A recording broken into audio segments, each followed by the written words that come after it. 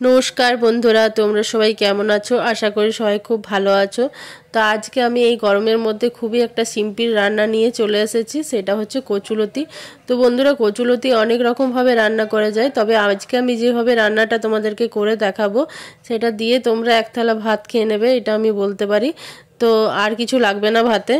তো এই কচুলতি রান্নাটা খুবই সিম্পল রান্না, কিন্তু খুবই সুস্বাদু খেতে হয়। তো কচুলতিগুলো আমি কেটে ছাড়িয়ে নিয়েছিলাম আর পরিষ্কার করে নিয়েছি, ওপরের ছালটাও ছাড়িয়ে নিয়েছি আমি। তো এখানে কচুলতিটা আমি সেদ্ধ হতে দিয়ে দিয়েছিলাম নুন আর হলুদ দিয়ে। তো এটা আমি সেদ্ধ হোক, ততক্ষণ দেখে নাও কী নিয়েছি। এখানে দুটো পেঁয়াজ, আমি বড় সাইজে দুটো পেঁয়াজ কুচু করে নিয়েছি, আর এখানে দুটো বড় আলু আমি কুচু কুচু করে নিয়েছি, আর কাঁচা লঙ্কা, আর এখানে নিয়েছি সাদা সর্ষে আর কাঁচা লঙ্কা। এটা আমি পেস্ট বানিয়ে নেব। আর এখানে কিছু ছোলা আমি ভিজিয়ে রেখেছিলাম রাত্রেবেলায়, কালো জিরে আর যেটা আমি সর্ষে দেখালাম সেটা আমি পেস্ট করে নিয়েছি। আর এখানে দেখতে পাচ্ছ কচুলতিটা সেদ্ধ হয়ে গেছে। তো কচুলতিটা সেদ্ধ হয়ে আমি উঠিয়ে রেখেছিলাম, আর এখানে সর্ষের তেল দিচ্ছি।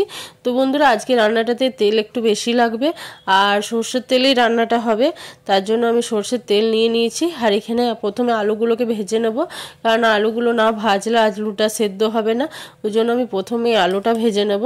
তো আলুটা ভাজতে আমি চাপিয়ে দিয়েছি এখানে, তোমরা দেখতে পাচ্ছ। তো এখানে নুন আর হলুদ দিয়ে দিলাম আলুটা ভাজার জন্য।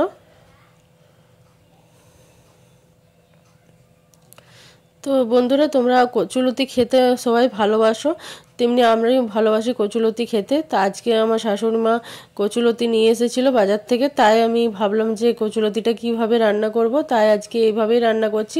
বিশ্বাস করো বন্ধুরা, খুব ভালো হয়েছিল খেতে, খুব দারুণ হয়েছিল, সবাই মন ভরে খেয়েছে। তো ওই জন্যই আমি তোমাদের সাথে শেয়ার করছি এই রান্নাটা। তো এইখানে কালো জিরে দিয়ে দিলাম আমি, আলুগুলো আজ সিদ্ধ হয়ে গেছে, এবার কালো জিরে দিয়ে দিলাম। এবার আমি পেঁয়াজটা দিয়ে দেবো। তো এখানে পেঁয়াজটা দিয়ে দিলাম। এবার পেঁয়াজটা দিয়ে খুব ভালো করে ভেজে নেব।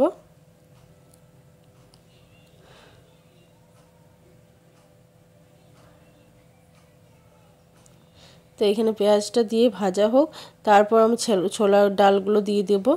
ছোলাগুলো দিয়ে দিলাম যাতে ছোলাটা সেদ্ধ হয়ে যায়। একসাথে এগুলোকে নাড়িয়ে নেব ভালো করে। আর এইটাতে কোনো মশলাপাতি লাগে না, তো খুব সিম্পল একটা রান্না। কাঁচা লঙ্কা দিয়ে দিলাম, আর এখানে 3টের মতো কাঁচা লঙ্কা দিয়ে দিয়েছি। এই গরমের মধ্যে সবথেকে ভালো তোমার সিম্পলভাবে রান্না করে তোমরা খেতে পারো। এটা অনেক রকমভাবে রান্না করা যায় কচুলতিটা, তোমরা দিয়েও রান্না করতে পারো, চিংড়ি মাছ দিয়ে রান্না করতে পারো, তোমরা চাইলে আমি দেখিয়ে দেবো রান্না।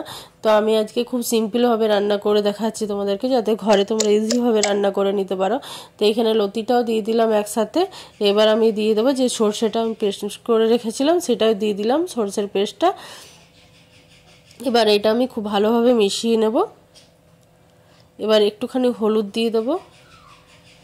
হলুদ আর নুনটা তোমরা চেক করে দেবে, কারণ সেদ্ধ করার সময় নুন দেওয়া হয়েছিল, তারপরে আলুতেও নুন দেওয়া হয়েছিল, তো নুনটা একটু চেক করে তোমরা দেবে। তো নুনটাও আমি দিয়ে দিলাম, একটু কম হয়েছিল নুন। আর একটুখানি সামান্য পরিমাণ চিনি দিয়ে দিলাম। তো চিনিটা তোমরা অপশনাল, তোমরা নাও দিতে পারো, যে মিষ্টি খেতে পছন্দ করো না সে নাও দিতে পারো, তবে এই রান্নাটা একটু মিষ্টি মিষ্টি হলে খুব ভালো লাগে। তো আমি এখানে চিনি দিয়ে দিলাম একটু মতো। তো রান্নাটা আমার ঢাকা দিয়ে আমি করেছিলাম, আর রান্নাটা আমার খুব ভালোভাবে ভাজা হয়ে গেছে, তোমরা দেখতে পাচ্ছ। তো বন্ধুরা, তোমাদের এই রান্নাটা কেমন লেগেছে? চটজলদি রান্না আর খুব ভালো সুস্বাদু খেতে। তো তোমরা অবশ্যই জানিও এই ভিডিওটা কেমন লেগেছে। যদি ভালো লেগে থাকে চ্যানেলটাকে সাবস্ক্রাইব করে দিও, আর যদি খুব ভালো লেগে থাকে তো লাইক করে দিও, শেয়ার করে দিও। ধন্যবাদ ভিডিও দেখার জন্য।